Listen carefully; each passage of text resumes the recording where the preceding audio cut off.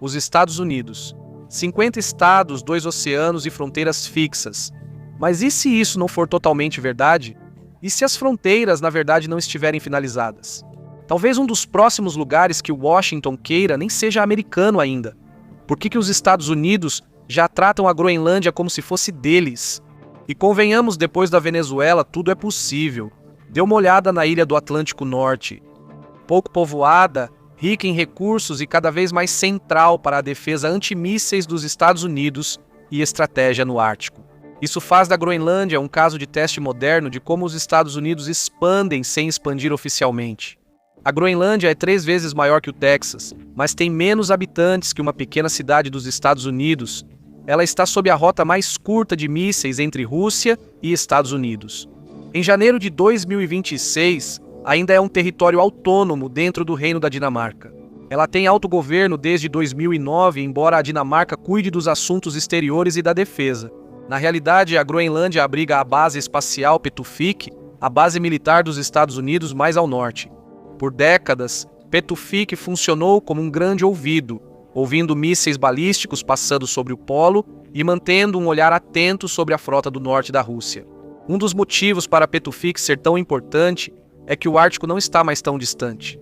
Na era dos mísseis, a distância importa menos. A rota mais curta entre Rússia e América do Norte passa pelo polo, não por um oceano.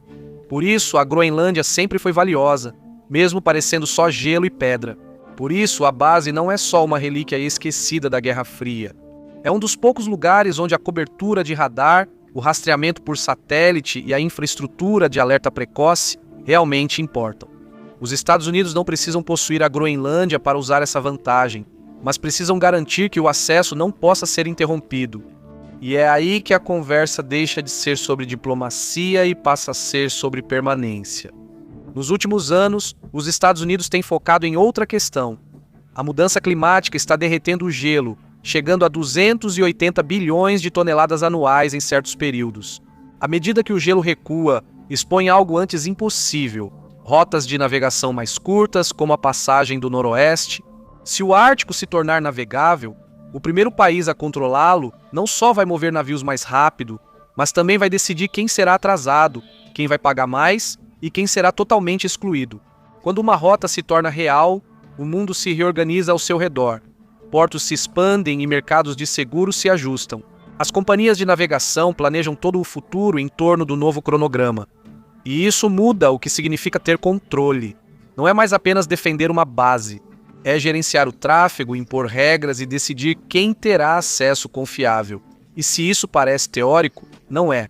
Quem controla essa rota não apenas move navios em um mapa, eles decidem quem vai enriquecer primeiro. E isso não é tudo. A Groenlândia não é valiosa por ser grande. Ela é valiosa porque contém o tipo de minerais sem os quais as forças armadas modernas dos Estados Unidos não podem funcionar.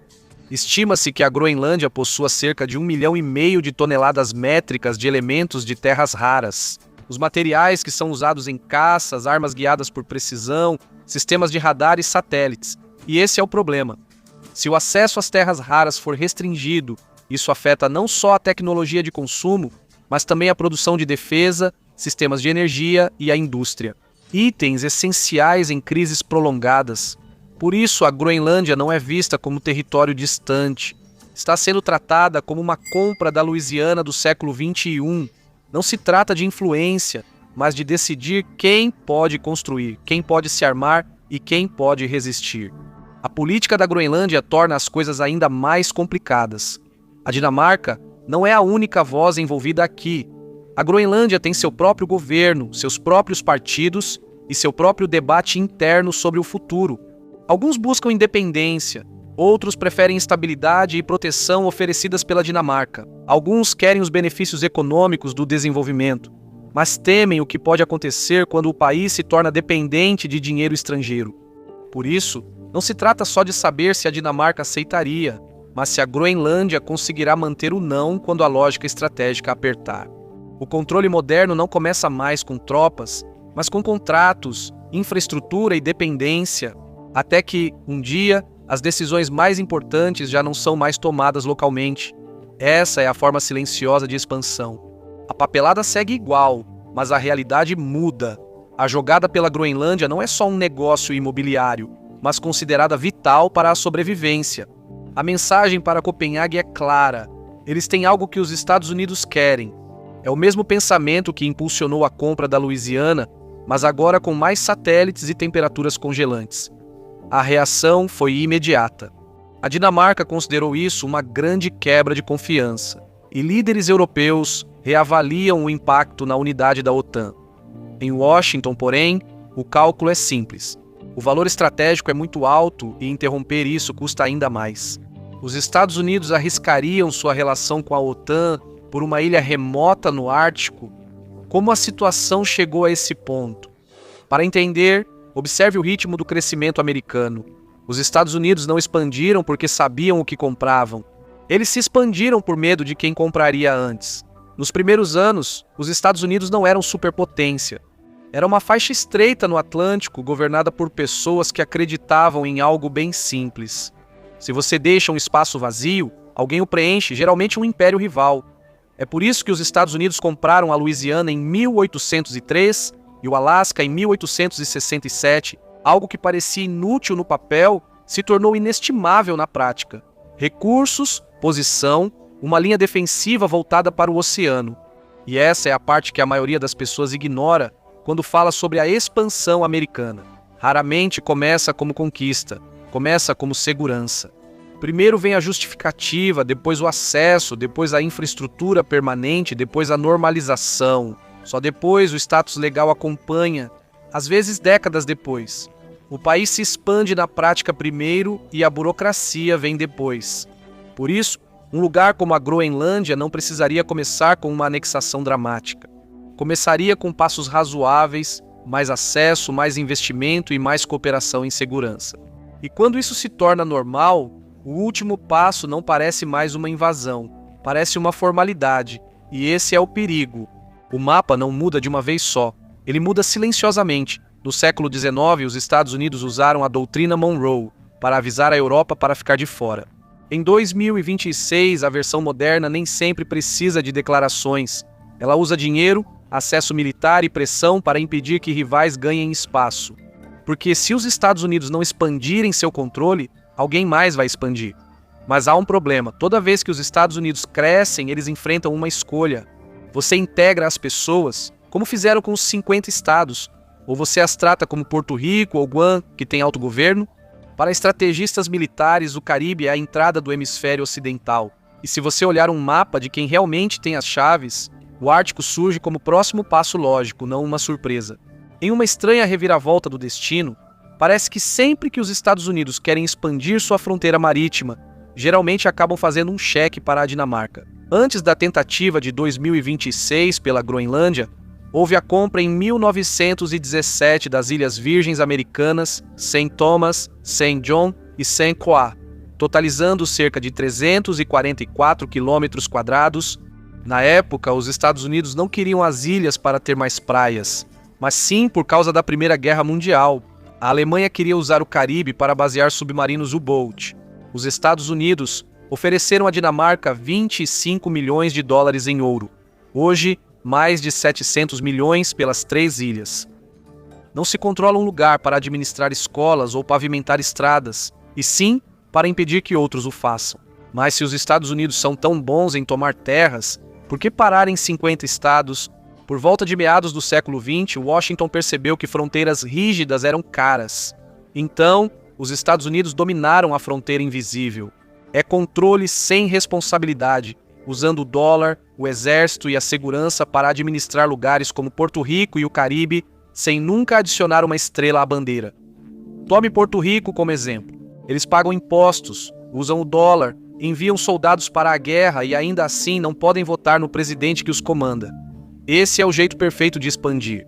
Você obtém a segurança e a terra de que precisa. Você consegue locais estratégicos para bases navais e consegue o comércio. Mas mais importante, você não precisa lidar com a parte complicada da democracia. É assim que os Estados Unidos encaram o futuro. Nas Bahamas, Ilhas Turcas e Caicos ou partes da Hispaniola, os Estados Unidos não precisam fincar bandeira para controlar. Só é preciso garantir que esses lugares fiquem na órbita de Washington. Voltando mais no tempo, vemos o que a Marinha chama de estreitos marítimos. A passagem de Barlavento entre Cuba e Haiti tem cerca de 80 quilômetros de largura em seu ponto mais estreito.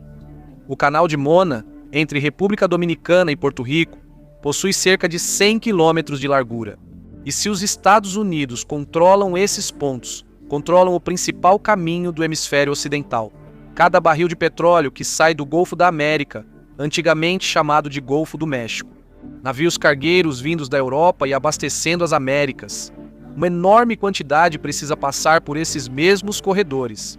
E quando você percebe isso, entende por que o Caribe sempre foi tratado de forma diferente. Isso não é influência, é controle logístico. Quem domina essas passagens pode decidir o que circula livremente e o que é atrasado, inspecionado, redirecionado ou encarecido. Isso afeta energia, comércio e movimentação militar. E isso define quão rápido reforços cruzam oceanos e a rapidez da resposta naval a crises perto da América Central ou Norte da América do Sul. O Caribe não é só onde os Estados Unidos projetam poder, mas também controlam as regras de movimentação. No mundo moderno, isso afeta até pressões distantes, já que o comércio global depende não só dos oceanos, mas também de gargalos previsíveis. Quando um gargalo se rompe, tudo o que está jusante fica mais caro. Por isso, o Caribe envolve o controle das rotas que ligam a economia americana ao mundo. Os Estados Unidos passaram 200 anos tentando garantir que o Caribe fosse um mar fechado, mas hoje, as ferramentas desse controle estão mudando. Não se trata mais apenas de enviar fuzileiros navais para ocupações de curto prazo, como no Haiti de 1915 a 1934, agora é sobre sistemas, espaço aéreo, rotas marítimas, patrulhas da guarda costeira, acordos aduaneiros, redes financeiras. O Caribe atravessa a infraestrutura americana, mudem ou não as bandeiras. E é aí que a fronteira invisível se torna real.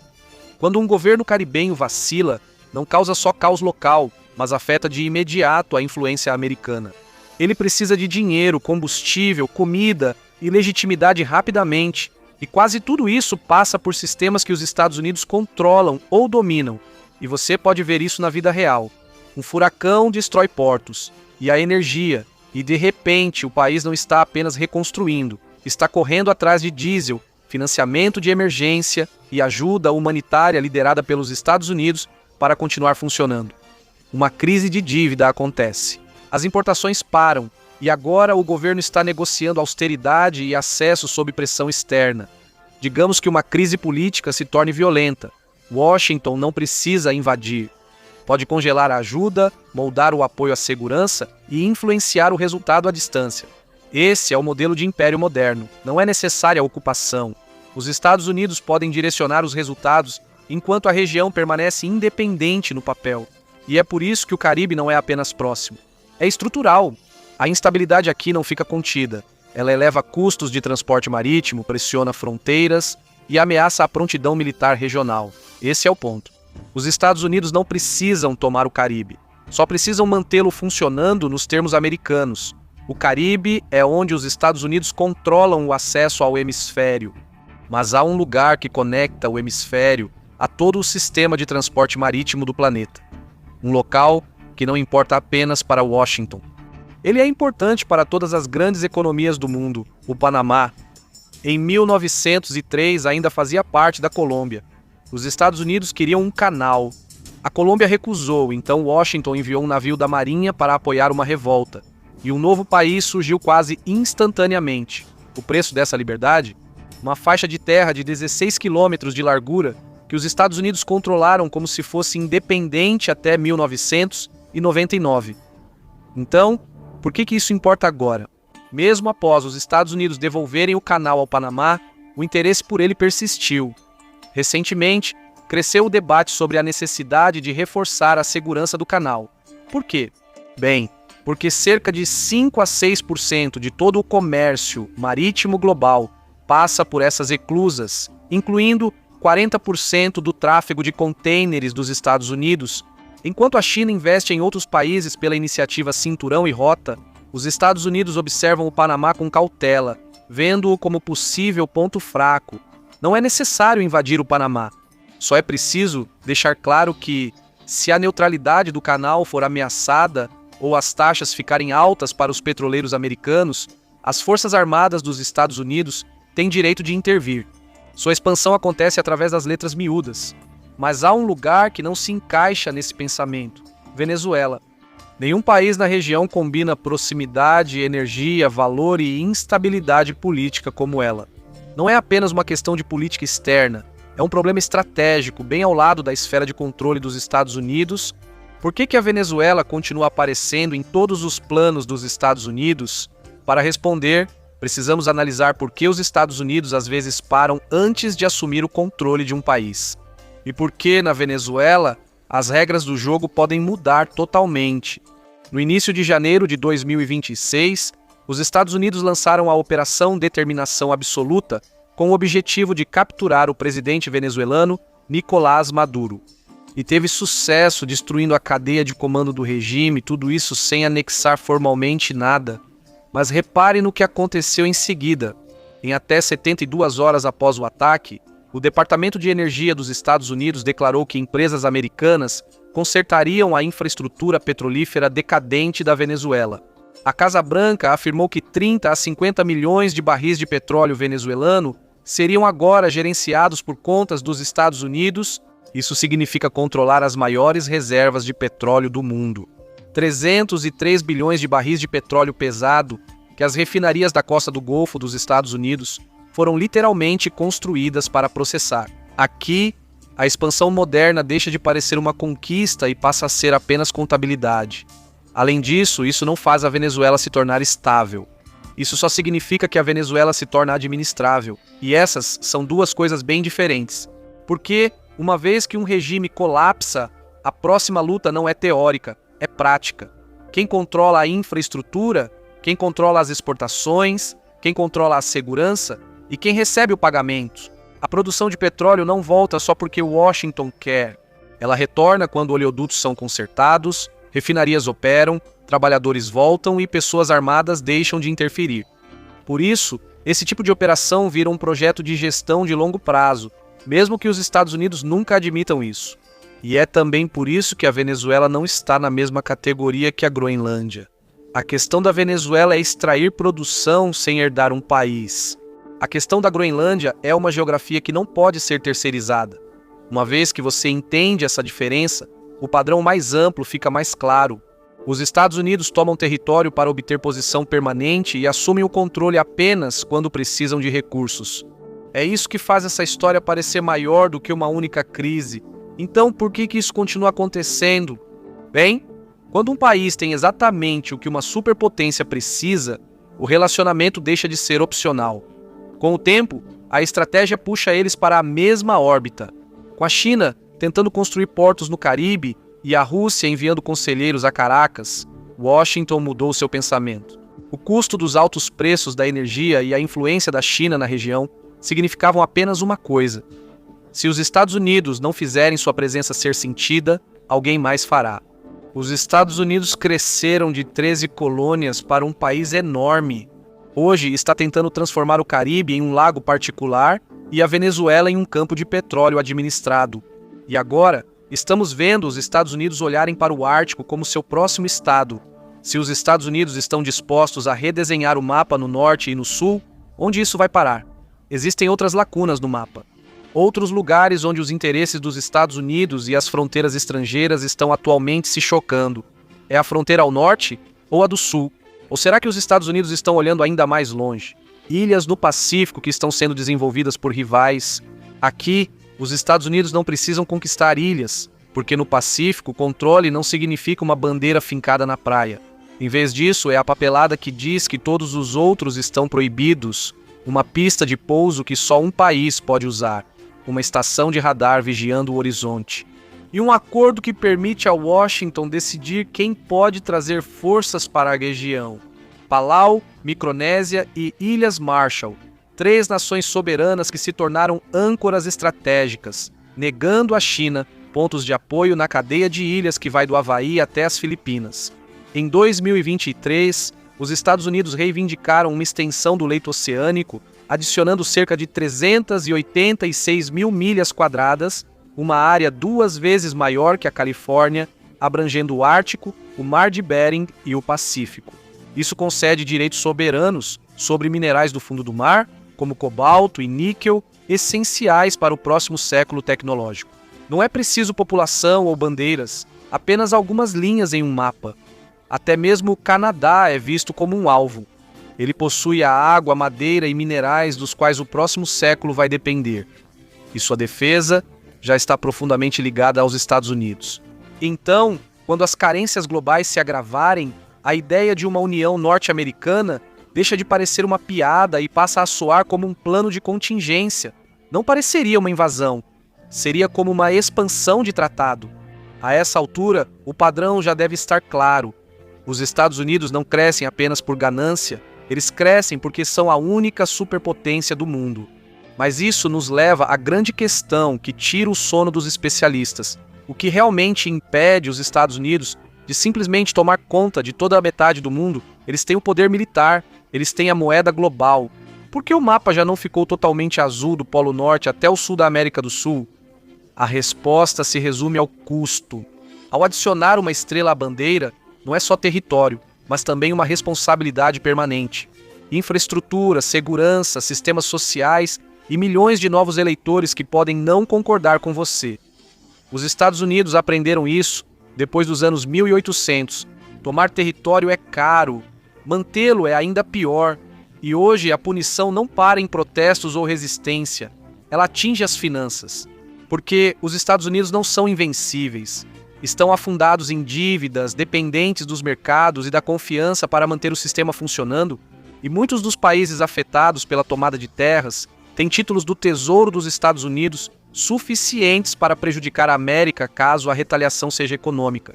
É isso que muitos esquecem ao falar de expansão, como se ainda estivéssemos no século XIX. Cada movimento tem consequências que se espalham por alianças, moedas e mercados. Então, o poder moderno parece diferente. Por que tomar terra se você pode controlar o acesso?